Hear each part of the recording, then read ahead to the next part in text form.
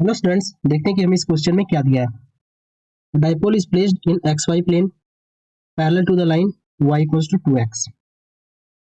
There exist a uniform electric field along z axis. तो सबसे पहले हम एक्स वाई प्लेन ड्रॉ कर लेते हैं। ये हमारा एक्स वाई प्लेन हो गया, ये x हो गया और ये y हो गया। और यहाँ बोल रहा है कि एक y इक्वल्स टू 2x। तो y इक्वल्स टू x जो है 45 डिग्री में बनता है, तो कुछ y इक्वल्स टू 2x कुछ उससे ऊपर आएगा, कुछ उससे ऊपर बनेगा इस तरह से।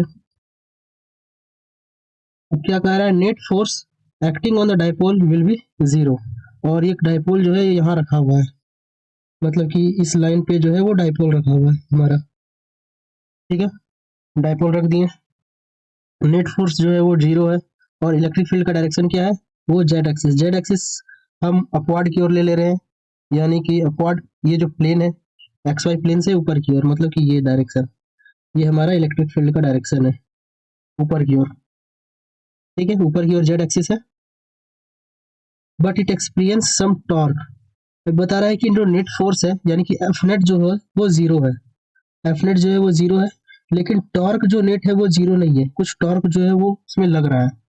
विच can show that the direction of this torque will be parallel to the line.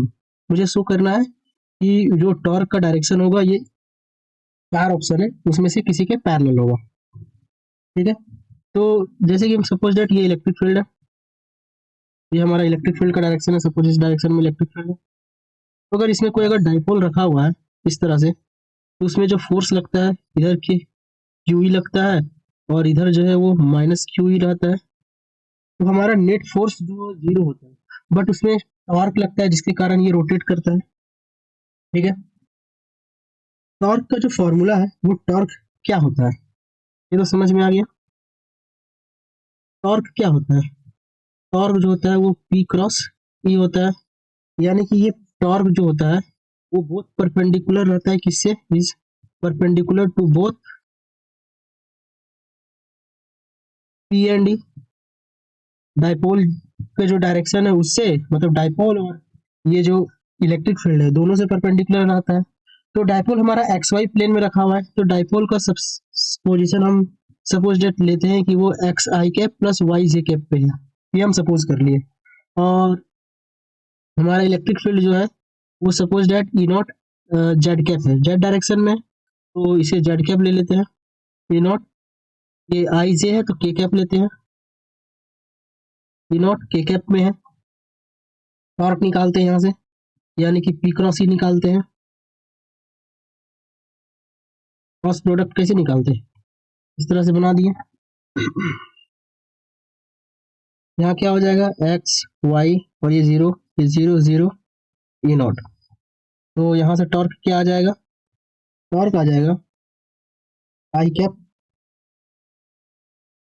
उसके बाद e naught y minus j cap, और ये आ जाएगा ई नॉट एक्स।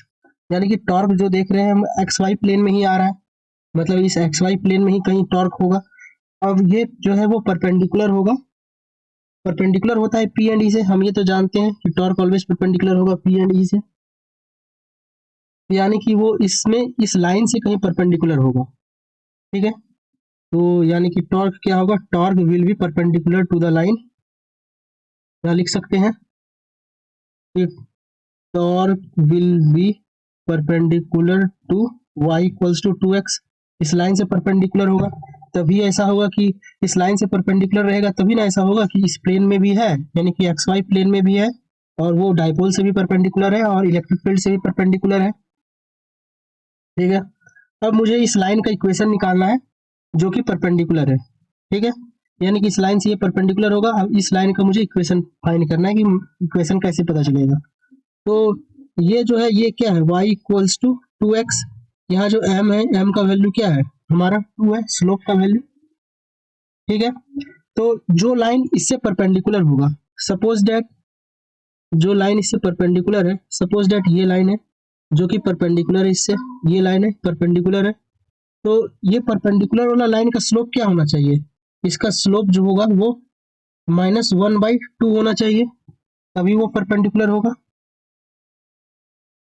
मतलब एम डैश जो होगा वो क्या होना चाहिए, इसे और अच्छी तरीके से अगर देखें तो हमारा जो ये लाइन का स्लोप है एम डैश, ये एम डैश क्या होना चाहिए, -1/m होना चाहिए। अब -1/m यानी कि -1/2 होगा, तो स्लोप पता चल गया। अब इक्वेशन क्या होगा, तो इक्वेशन अब लिखते हैं। तो y equals to m x plus c, तो y equals to -1/2x plus c, ये हो जाएगा लाइन का इक्वेशन। ऑप्शन से मैच करते हैं कि कौन सा ऑप्शन हो रहा है। तो सी का वैल्यू कुछ भी हो सकता है, 0 भी हो सकता है या फिर कुछ वैल्यू रहा, कुछ न्यूमेरिकल वैल्यू, कुछ भी हो सकता है। तो कौन कौन से ऑप्शन मैच खा रहे हैं, तो ऑप्शन नंबर 3 और ऑप्शन नंबर 4 दोनों मैच खा रहा है। दोनों लाइन जो है वो इस डाइपोल से जो है परपेंडिकुलर है, तो 3 और 4 दोनों ऑप्शन सही हो जाएंगे।